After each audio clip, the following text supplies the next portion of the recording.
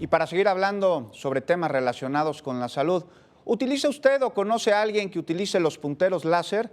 Tome nota ante los posibles daños a la salud que provocan. En la Asamblea Legislativa se busca regularizar su venta. Veamos cómo. El presidente de la Comisión de Seguridad Pública en la Asamblea Legislativa, Gonzalo Espina Miranda, informó que presentará una iniciativa que regule el uso de punteros láser, los cuales, aseguró, ponen en riesgo la vida de las personas por su alta potencia.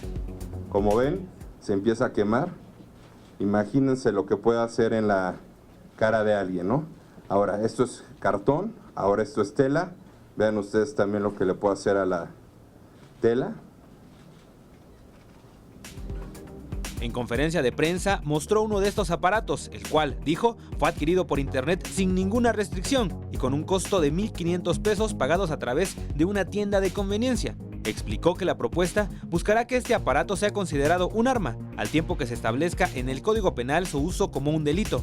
Agregó que también pedirán al área de Policía Cibernética de la Secretaría de Seguridad Pública local identificar los portales donde se ofrece el producto e inhibir su venta. Estos productos no pueden estar a la venta de forma indiscriminada para que cualquier persona tenga acceso a ellos. Imagínense esto en las manos de un niño o de algún adolescente irresponsable. ¿Qué pudiera hacer con todo ello?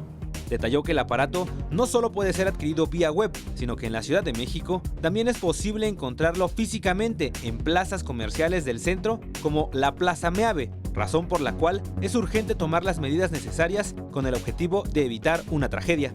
Edwin Hernández, 21 Noticias.